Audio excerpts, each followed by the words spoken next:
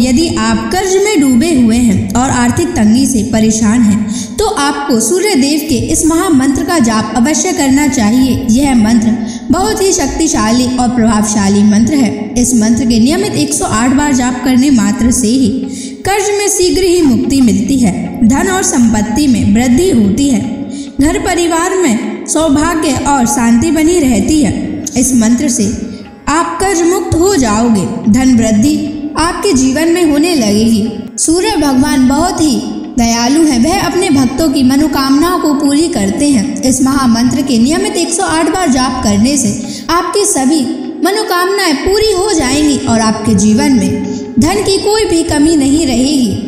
आप अपने जीवन में उन्नति प्राप्त करेंगे, आपको हमेशा सफलता ही प्राप्त होगी। इसलिए प्यारे भक्तों, इस मंत्र को साधारण समझने की गलती बिल्कुल भी ना करें। यह मंत्र बहुत ही प्रभावशाली मंत्र है। इस मंत्र का प्रभाव तुरंत ही दिखाई देने लगता है। अगर आप सच्ची श्रद्धा के साथ इस मंत्र का नियमित 108 बार जाप करेंगे तो आपका जीवन खुशियों से भर जाएगा और आपके जीवन में कभी भी धन की कमी नहीं आएगी। इसलिए प्यारे भक्तों, इस मंत्र का नियमित 108 बार जाप करें और पूरी श्रद्धा के साथ करें। अगर आप सूर्य देव का आशीर्वाद प्राप्त करना चाहते हैं तो इस वीडियो को लाइक और चैनल को सब्सक्राइब जरूर कर दीजिए और कमेंट बॉक्स में जय सूर्य देव अवश्य लिख दीजिए। तो चलिए भक्तों, मंत्र का जाप करना प्रारंभ करते हैं। ओम ह्रीं श्रीं सूर्याय सहस्र तेजसे महाधनप्रदायकाय नमः। ओम ह्रीं श्रीं सूर्याय सहस्र तेजसे महाधनप्रदायकाय नमः। ओम ह्रीं श्रीं सूर्याय सहस्र तेजसे महाधनप्रदायकाय नमः। ओम ह्रीं श्रीं सूर्याय सहस्र तेजसे महाधनप्रदायकाय नमः। ओम ह्रीं श्रीं सूर्याय सहस्र तेजसे महाधनप्रदायकाय नमः। ओम ह्रीं श्रीं सूर्याय सहस्र तेजसे महाधनप्रदायकाय नमः। ओम ह्रीं श्रीं सूर्याय सहस्र तेजसे महाधनप्रदायकाय नमः। ओम ह्रीं श्रीं सूर्याय सहस्र तेजसे महाधनप्रदायकाय नमः। ओम ह्रीं श्रीं सूर्याय सहस्र तेजसे महाधनप्रदायकाय नमः। ओम ह्रीं श्रीं सूर्याय सहस्र तेजसे महाधनप्रदायकाय नमः। ॐ ह्रीं श्रीं सूर्याय सहस्रतेजसे महाधनप्रदायकाय नमः। ॐ ह्रीं श्रीं सूर्याय सहस्रतेजसे महाधनप्रदायकाय नमः। ॐ ह्रीं श्रीं सूर्याय सहस्रतेजसे महाधनप्रदायकाय नमः। ॐ ह्रीं श्रीं सूर्याय सहस्रतेजसे महाधनप्रदायकाय नमः। ॐ ह्रीं श्रीं सूर्याय सहस्रतेजसे महाधनप्रदायकाय नमः। ॐ ह्रीं श्रीं सूर्याय सहस्रतेजसे महाधनप्रदायकाय नमः। ॐ ह्रीं श्रीं सूर्याय सहस्रतेजसे महाधनप्रदायकाय नमः। ॐ ह्रीं श्रीं सूर्याय सहस्रतेजसे महाधनप्रदायकाय नमः। ॐ ह्रीं श्रीं सूर्याय सहस्रतेजसे महाधनप्रदायकाय नमः। ॐ ह्रीं श्रीं सूर्याय सहस्रतेजसे महाधनप्रदायकाय नमः। ॐ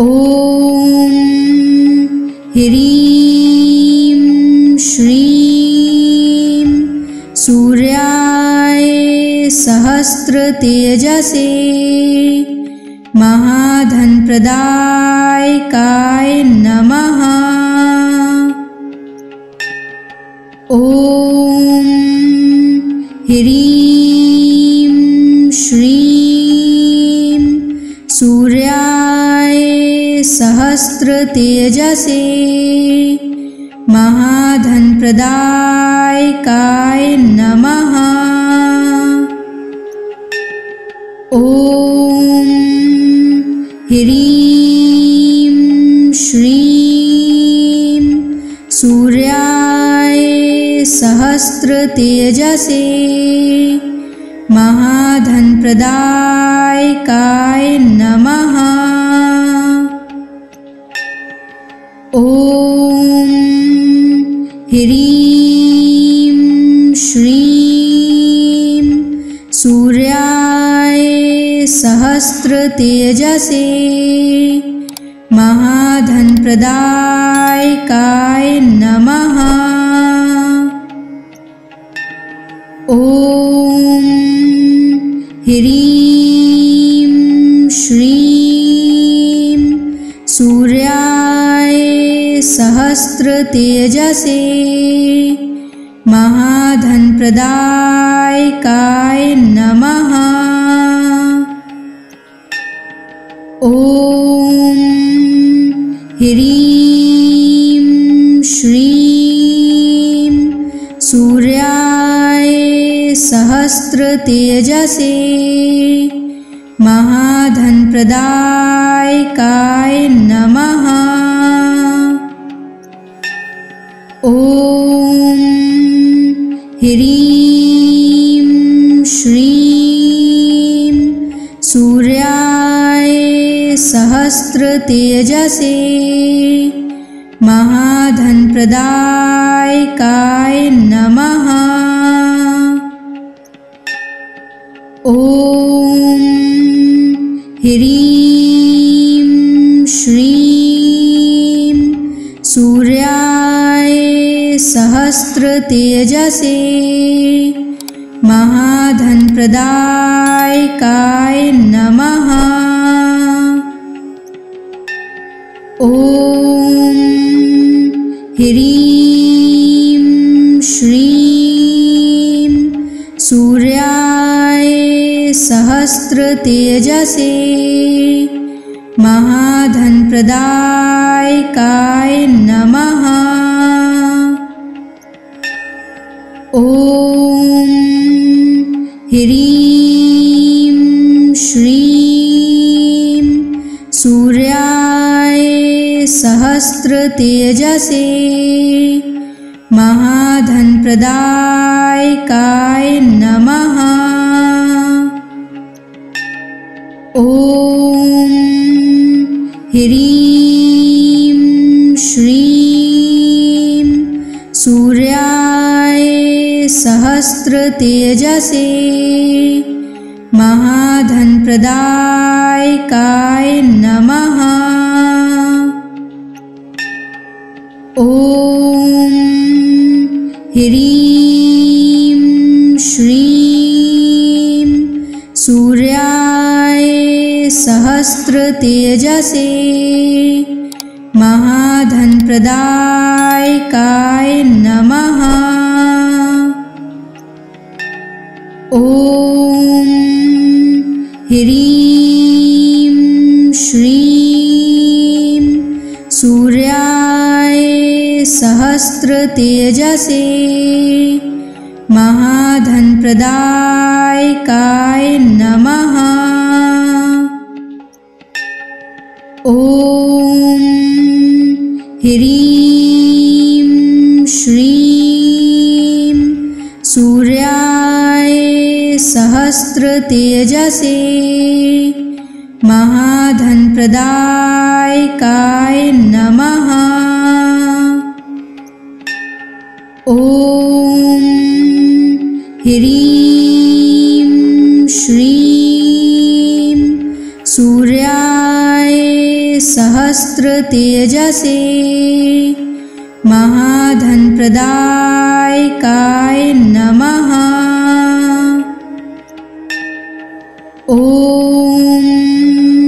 ह्रीं श्रीं सूर्याय सहस्रतेजसे महाधनप्रदायकाय नमः। ॐ ह्रीं श्रीं सूर्याय सहस्रतेजसे महाधनप्रदायकाय नमः। ॐ ह्रीं श्रीं सूर्याय सहस्रतेजसे महाधनप्रदायकाय नमः। ॐ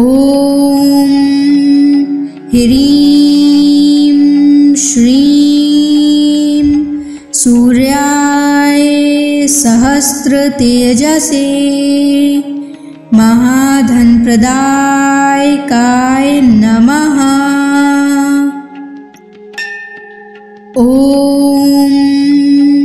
ह्रीं श्रीं सूर्याय सहस्रतेजसे महाधनप्रदायकाय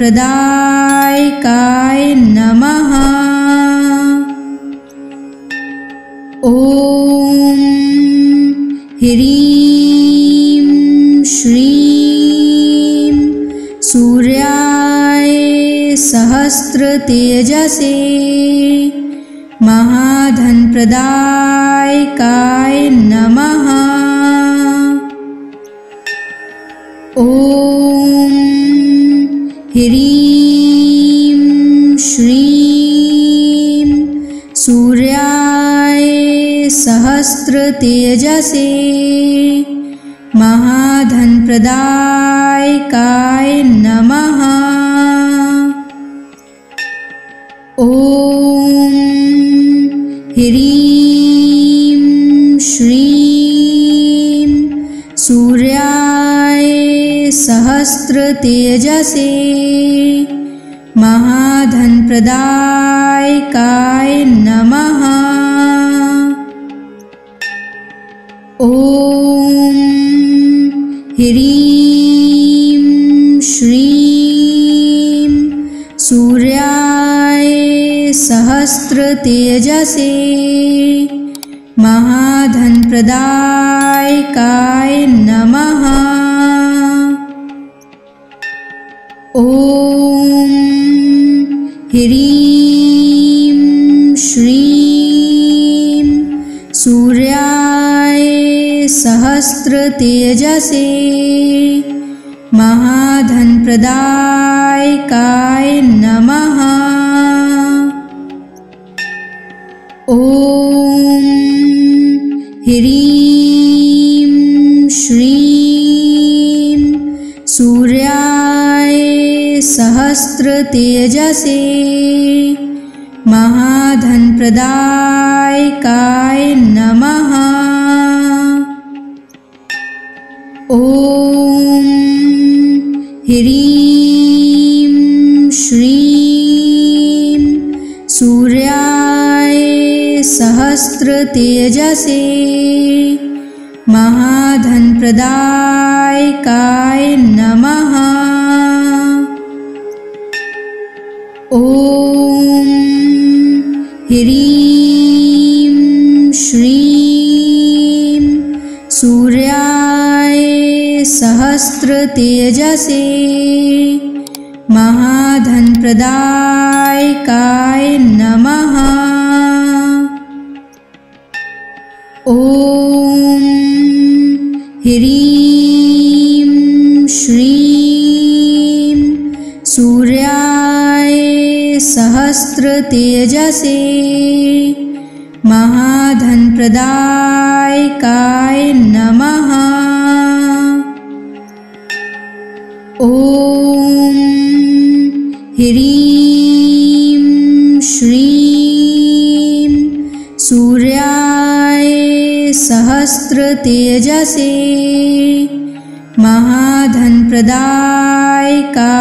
नमः। ॐ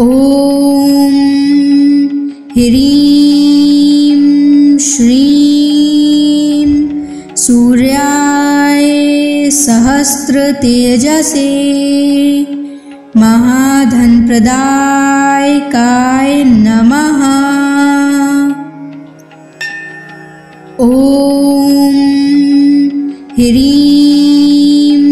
श्रीं सूर्याय सहस्रतेजसे महाधनप्रदायकाय नमः। ॐ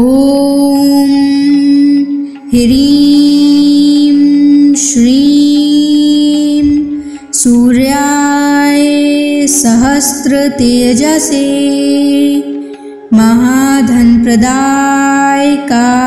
नमः।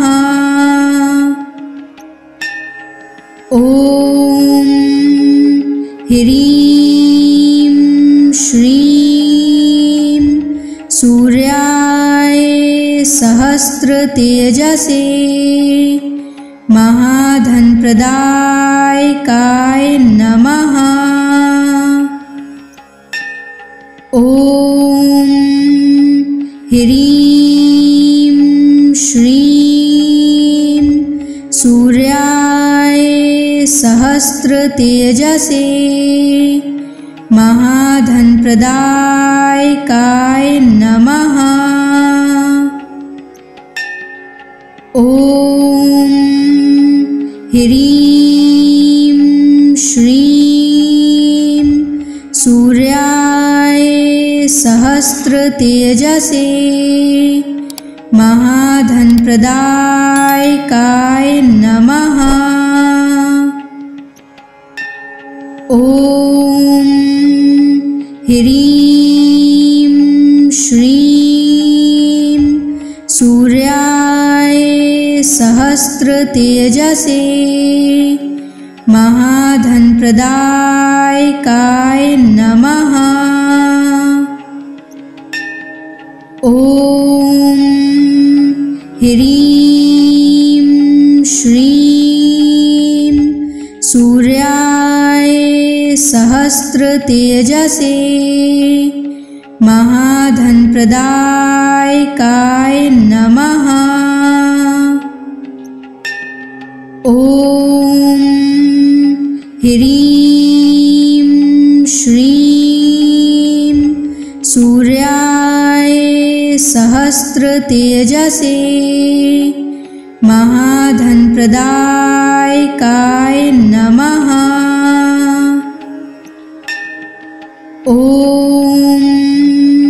ह्रीं श्रीं सूर्याय सहस्रतेजसे महाधनप्रदायकाय नमः। ॐ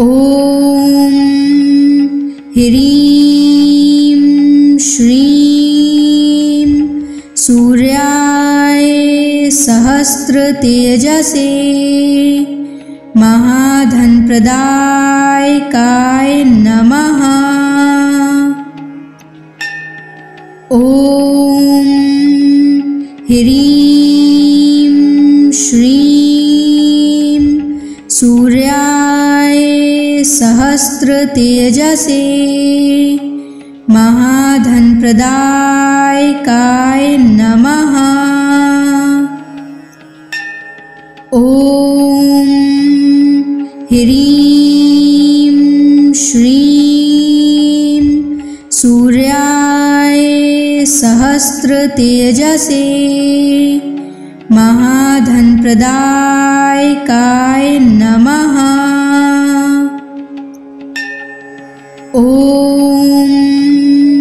ह्रीं श्रीं सूर्याय सहस्रतेजसे महाधनप्रदायकाय नमः। ॐ ह्रीं श्रीं सूर्याय सहस्रतेजसे महाधनप्रदायकाय नमः। ॐ ह्रीं श्रीं सूर्याय सहस्रतेजसे महाधनप्रदायकाय नमः। ॐ ह्रीं श्रीं सूर्याय सहस्रतेजसे महाधनप्रदायकाय नमः। ॐ ह्रीं श्रीं सूर्याय सहस्रतेजसे महाधनप्रदायकाय नमः। ॐ ह्रीं श्रीं सूर्याय सहस्रतेजसे महाधनप्रदायकाय नमः। ॐ ह्रीं श्रीं सूर्याय सहस्रतेजसे महाधनप्रदायकाय नमः। ॐ ह्रीं श्रीं सूर्याय सहस्रतेजसे महाधनप्रदायकाय नमः। ॐ ह्रीं श्रीं सूर्याय सहस्रतेजसे महाधनप्रदायकाय नमः। ॐ ह्रीं श्रीं सूर्याय सहस्रतेजसे महाधनप्रदायकाय नमः। ॐ ह्रीं श्रीं सूर्याय सहस्रतेजसे महाधनप्रदायकाय नमः।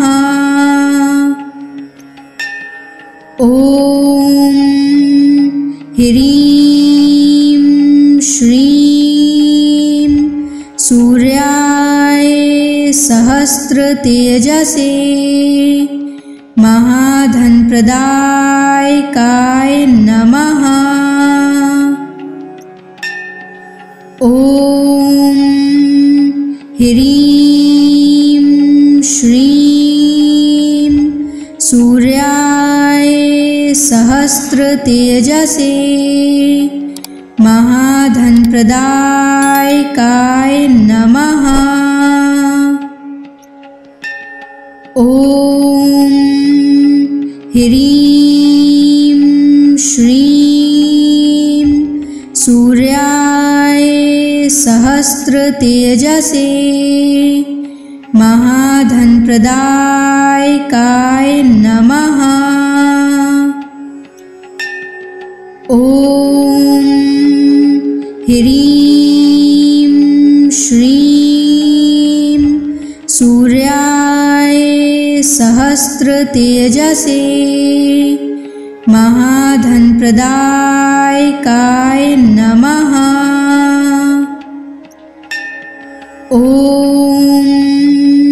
ह्रीं श्रीं सूर्याय सहस्रतेजसे महाधनप्रदायकाय नमः।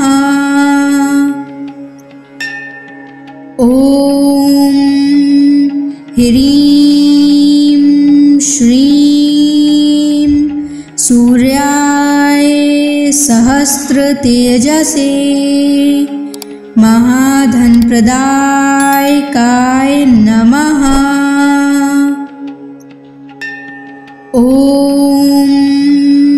ह्रीं श्रीं सूर्याय सहस्रतेजसे महाधनप्रदायकाय नमः। ॐ ह्रीं श्रीं सूर्याय सहस्रतेजसे महाधनप्रदायकाय नमः।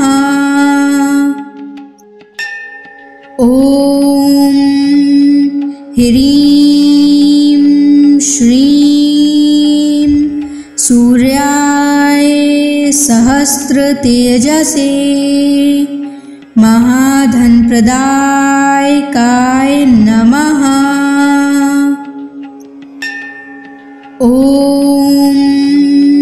ह्रीं श्रीं सूर्याय सहस्रतेजसे महाधनप्रदायकाय नमः।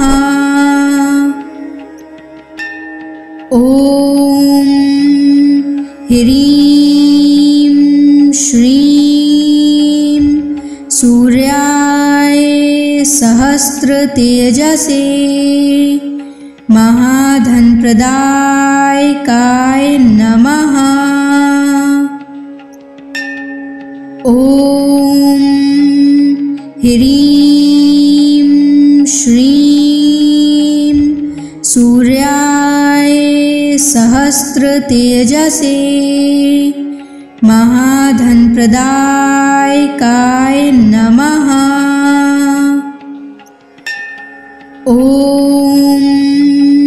ह्रीं श्रीं सूर्याय सहस्रतेजसे महाधनप्रदायकाय नमः। ॐ ह्रीं श्रीं सूर्याय सहस्रतेजसे महाधनप्रदायकाय नमः। ॐ ह्रीं श्रीं सूर्याय सहस्रतेजसे महाधनप्रदायकाय नमः। ॐ ह्रीं श्रीं सूर्याय सहस्रतेजसे महाधनप्रदायकाय नमः। ॐ ह्रीं श्रीं सूर्याय सहस्रतेजसे महाधनप्रदायकाय नमः। ॐ ह्रीं श्रीं सूर्याय सहस्रतेजसे महाधनप्रदायकाय नमः। ॐ ह्रीं श्रीं सूर्याय सहस्रतेजसे महाधनप्रदायकाय नमः। ॐ ह्रीं श्रीं सूर्याय सहस्रतेजसे महाधनप्रदायकाय नमः। ॐ ह्रीं श्रीं सूर्याय सहस्रतेजसे महाधनप्रदायकाय नमः। ॐ ह्रीं श्रीं सूर्याय सहस्रतेजसे महाधनप्रदायकाय नमः। ॐ ह्रीं श्रीं सूर्याय सहस्रतेजसे सहस्रतेजसे महाधनप्रदायकाय नमः। ॐ ह्रीं श्रीं सूर्याय सहस्रतेजसे महाधनप्रदायकाय नमः। ॐ ह्रीं श्रीं सूर्याय सहस्रतेजसे महाधनप्रदायकाय नमः। ॐ ह्रीं श्रीं सूर्याय सहस्रतेजसे महाधनप्रदायकाय नमः। ॐ ह्रीं श्रीं सूर्याय सहस्रतेजसे महाधनप्रदायकाय नमः। ॐ ह्रीं श्रीं सूर्याय सहस्रतेजसे महाधनप्रदायकाय नमः। ॐ ह्रीं श्रीं सूर्याय सहस्रतेजसे महाधनप्रदायकाय नमः। ॐ ह्रीं श्रीं सूर्याय सहस्रतेजसे महाधनप्रदायकाय नमः। ॐ ह्रीं श्रीं सूर्याय सहस्रतेजसे महाधनप्रदायकाय नमः। ॐ ह्रीं श्रीं सूर्याय सहस्रतेजसे महाधनप्रदायकाय नमः। ॐ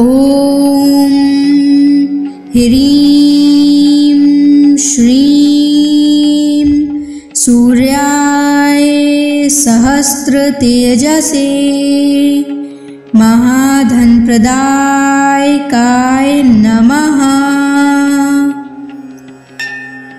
ॐ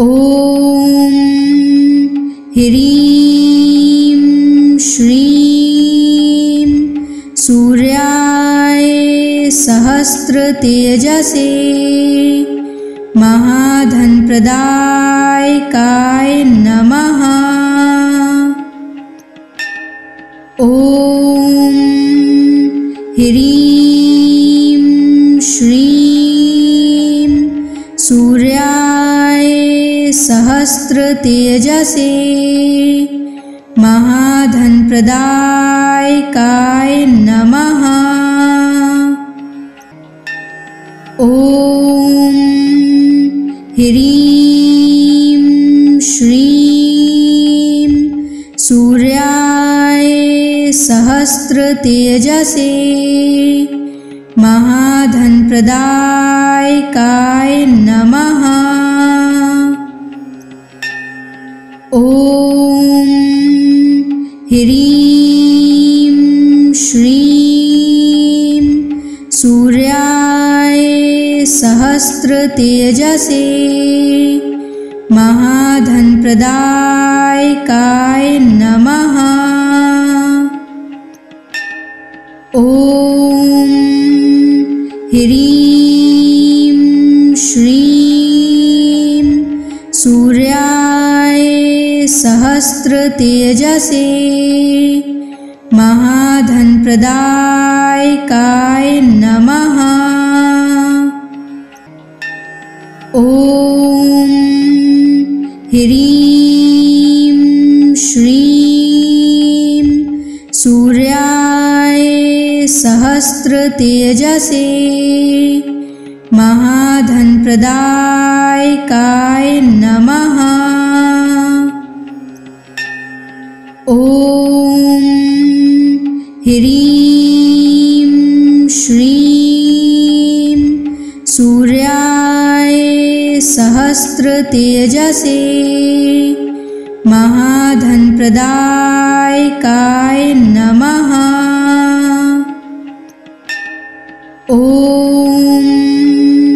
ह्रीं श्रीं सूर्याय सहस्रतेजसे महाधनप्रदायकाय नमः।